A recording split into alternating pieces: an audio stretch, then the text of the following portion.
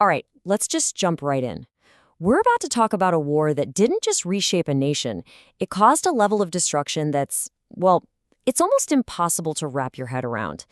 And yet, for most of us here in the West, it's a total unknown.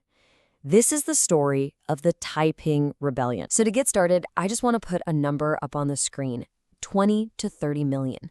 And let me be clear, that is the conservative estimate of how many people died. Some historians think it could be as high as 70, maybe even 100 million. It is, without a doubt, one of the bloodiest conflicts in all of human history. And just to put that number in perspective, take a look at this.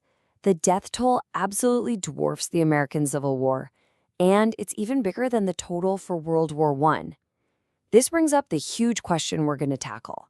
How could a war this massive be so completely overlooked in the West? Let's unpack that. Right, so a disaster on this scale, it never has just one cause.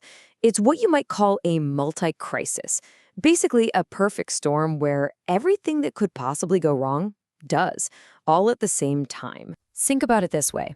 If a rebellion is like an infection, well, the Qing dynasty in the mid-1800s had some really severe pre-existing conditions. Its whole societal immune system was shot, which made it incredibly vulnerable to what was about to hit it. This table here really lays it all out. You can see it wasn't just one problem. Politically, the government was deeply corrupt. I mean, people were literally buying their jobs. Economically, the country was a wreck from the Opium Wars, and a flood of cheap foreign goods had killed local businesses, causing huge unemployment. Socially, all the land was in the hands of a tiny elite, leaving millions of peasants to be exploited. And as if that wasn't enough, the population had doubled in a century, but farmland hadn't. Famine was everywhere. The whole country was basically a tinderbox, just waiting for a spark. And that spark, believe it or not, came from one of the most improbable figures in all of history, a man who truly believed he was on a divine mission to save China. This guy, Hong Xiuquan, he was a school teacher from a small village. He kept failing these incredibly hard civil service exams, and after the last time, he just had a total nervous breakdown. For more than a month, he was having these intense, vivid hallucinations. He dreamed you went to heaven, and this golden-bearded man handed him a sword and told him to go slay demons. For years, he had no idea what it meant. Then, in 1843, he happened to reread a Christian pamphlet he'd been given years before. And suddenly, it all just clicked. Hong became absolutely certain that the man in his vision was God the Father, and that he, Hong Xiuquan, was the younger brother of Jesus Christ. And his divine mission? To cleanse China of its demons, which for him meant first and foremost the ruling Qing dynasty. The Qing were Manchus, not Han Chinese, so many already saw them as foreign invaders anyway. Now, you have to understand just how radical the Taiping vision was. They weren't just trying to swap out one emperor for another. They wanted to build a literal heavenly kingdom on earth. That meant getting rid of all private property. Everything went into a common treasury. They pushed for total gender equality, with women serving as soldiers and government officials.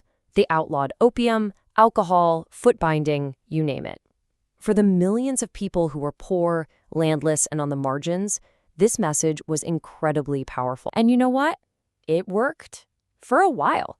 The god worshippers grew into this unstoppable army that just swept across southern China. They even captured the great city of Nanjing and made it their capital. It really looked like they were going to take over all of China.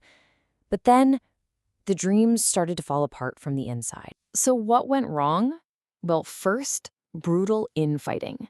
The leaders just turned on each other in these bloody purges that killed thousands of their own original followers. Hong himself kind of checked out of governing and just retreated into his palace to focus on religious stuff. They also just failed to build a functioning government. They alienated all the educated people they needed to actually run the place. Turns out, revolutionary fire isn't enough to manage a state. But the real final nail in the coffin? That came from the outside. Western powers like Britain and France, they were kind of neutral at first. They were even a little intrigued by this movement that seemed Christian. But then they realized the Taipings were dead serious about banning the opium trade, which was a huge moneymaker for the British. So they made a cold, hard calculation. They decided to back their old enemies, the Qing, giving them modern weapons and training, all to crush the rebellion and protect their drug money. And that's usually where the story stops.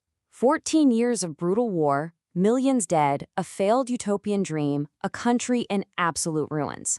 But what if that's not the whole story? It turns out, recent research is uncovering this completely unexpected, almost paradoxical legacy of all that destruction. And let's be crystal clear, the devastation was total. The historian Peng Ti-ho said it had few equals in history for sheer brutality. Entire provinces, some of the richest land in the world, were just wasted. Society was broken. This is where the story gets really fascinating. What if all that destruction, kind of like a forest fire that clears out all the dead wood, or a painful surgery that removes a tumor, what if it accidentally created the conditions for something new, and maybe even healthier, to grow? Okay, so here's the first paradox. The central Qing government was way too weak to fight the Taipings by itself. So in order to survive, it had to do something it had never done before. It gave local provincial leaders the power to raise their own armies, and, this is the key part, their own money. The old centralized state was effectively shattered. This new, decentralized power led to a brilliant financial innovation, a tax called the Lincoln. Now, unlike the old land tax, this was a tax on commerce, on things being moved and sold. This was a complete game changer. It gave local governments, for the very first time, a direct financial incentive to see business and trade do well in their areas. It created a modern tax base that actually lasted for almost 100 years. Now for the second paradox. And this one is pretty wild. In a lot of places, especially areas the Taipings held for a long time, the fighting was so destructive that all the old feudal-style land records were just gone, wiped out. After the war, this created a kind of clean slate, which actually made it possible to set up new, stronger, and more secure private property rights for farmers. And the third paradox is all about the people. The shared trauma of the war and the huge job of rebuilding everything forced communities to pull together. Local leaders and merchants started thousands of new civic groups, charities, community halls, local militias, to provide the safety and welfare the government couldn't. This massively strengthened community bonds, what we'd call social capital today. And the long-term impact of all this? It's just staggering. A really groundbreaking study from 2023 found that 100 years later, these exact same regions had higher incomes, more industry, and get this, they suffered significantly fewer deaths during Mao's Great Famine in the 1950s. So after all of this, what's the takeaway? The Taiping Rebellion was a human catastrophe on a scale that's hard to even imagine. It was a failed utopia born from a bizarre and powerful vision. But it was also, completely unintentionally, a catalyst for massive institutional changes that helped set the stage for modern China. I think what the Taiping Rebellion really shows us is that history is just messy. It isn't a simple story of good guys and bad guys.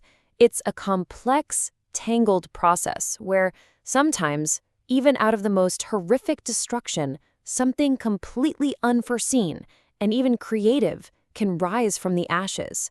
It leaves a legacy that is as profound as it is paradoxical.